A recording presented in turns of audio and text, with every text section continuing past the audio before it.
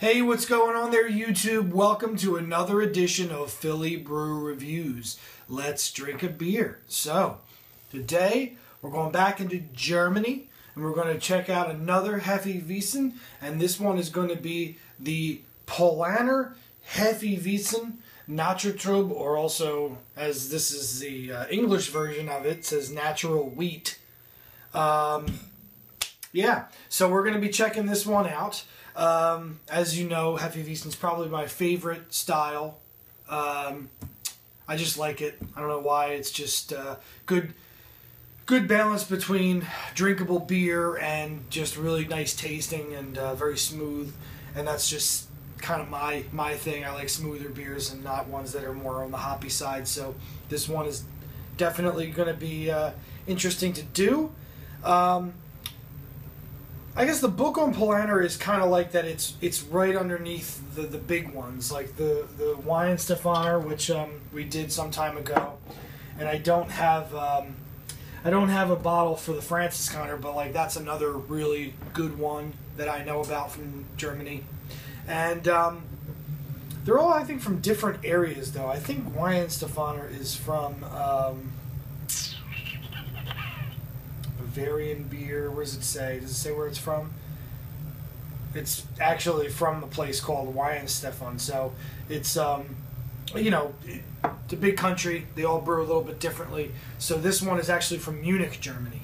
So the bottle says brewed and bottled exclusively by Paulaner Brewery in Munich, Germany, to the exacting standard of Reinheitsgebot, the Bavarian purity law of 1516. So I say Reinheitsgebot correctly, but I screw up Bavarian. That's just me right there. Beer Advocate rates this about 90 both. I think the Brew's rated 89, and I think the Beer Advocate community is like 90. So it's very close in their ratings.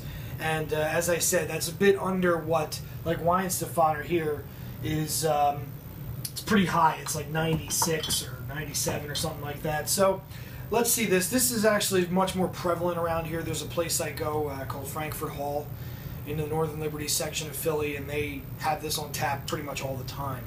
And I've gotten it a couple of times, but let's examine it. Let's see what we got here. All right. I gotta get a smaller Hefeweizen glass though. This glass is it's huge. You know. I feel like, because these bottles too are 11.2 alcohol by volume, you know, some of the imports are a little bit less than 12 ounces. So you know, have that problem where you have a lot of space in the top of the glass. But as we see, a pretty typical hazy orange colored Hefeweizen there. You've got the, I don't know how well that's coming across. I can see it in the lights coming in, but there's a nice yeast cascade coming down from the top. Very white, about a finger and a half ahead there, very foamy head. There's some bubbles coming up, definitely. Looks pretty nice. I've seen some Hefes look a little bit flat. They just don't really have too much bubbling going at all, but this one definitely has a good amount of bubbling coming up there. So appearance-wise, Hefeweizens just look awesome, you know.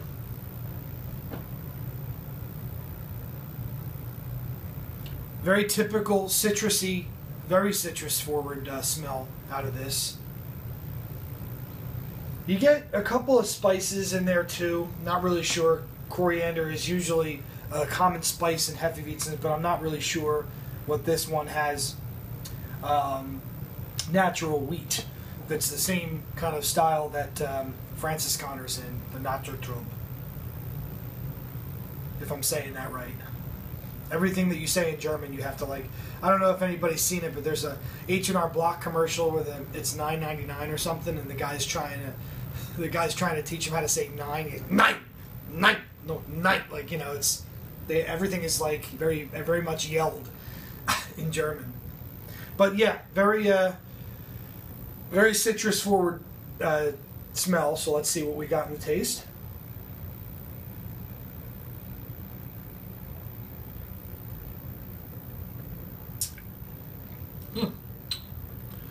Well, first impressions, it's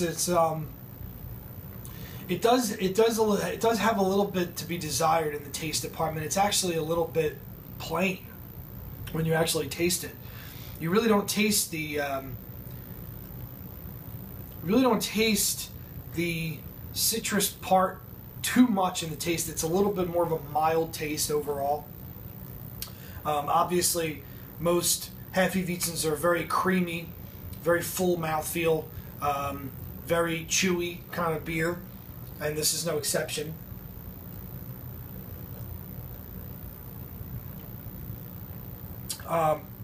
It's actually a little bit more fizzy than I'm used to with Hefeweizens. Actually, those bubbles were a harbinger of how much carbonation is actually in the beer. It's a little bit higher than I'm used to with this style of beer. I'm usually it does taste effervescent, but it doesn't taste carbonated, if that makes any sense. This one actually does taste carbonated. It does detract a little bit from.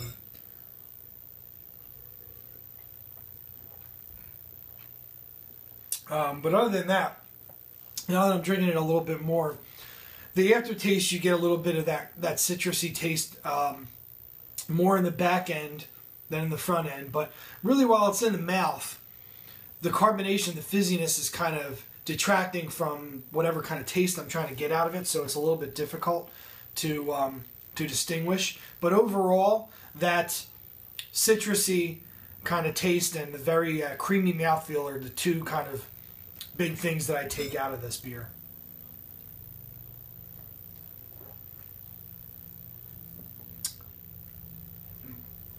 Yeah, I mean, there's really not too much else to.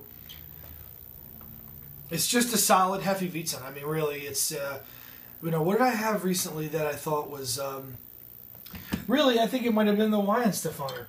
So if you put the two of these up, next to each other, these are probably two very similar beers.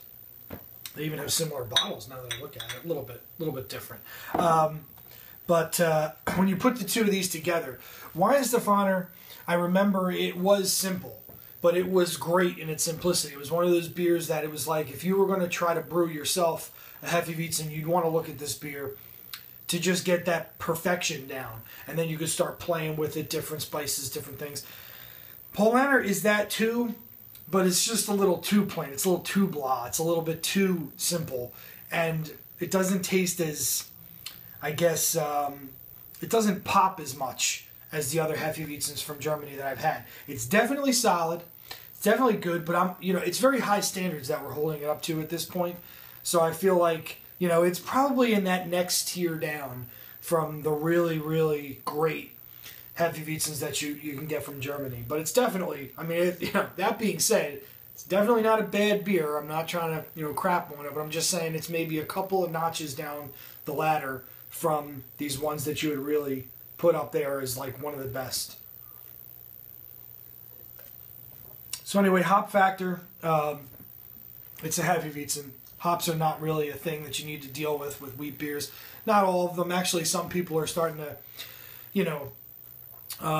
experiment a little bit with hops and wheat beers. And some of the ones that are coming out, Deschutes Brewery makes a white IPA, which I thought was really good. But everything they do is really good, so that's no surprise. So people are starting to experiment with the style, but hops are usually not a part of the equation when you're talking about Hefeweizen. So this is a hop factor of 2 out of 10. It's definitely very low on the scale. And as for overall rating, I'm going to rate this 4 stars out of 5. I think that it's definitely good. It's definitely solid. It's just a little bit underneath what I would really look for from a German, if you have a choice to buy a case of this or this, they're probably pretty similarly priced. I would go this all day. This I wouldn't spend the money on as a case, but it's a good beer. If I was over there and I was in Munich and, I saw it on tap, I would definitely give it a shot. There's just better ones out there, So, that's the story on that one, and that's it. So, we will see you with the next review. And thanks again, as always, for watching. And we'll see you at the next one. Did I say it twice? I did say that twice. We'll see you at the next review. I said it 3 times now. All right. Bye-bye.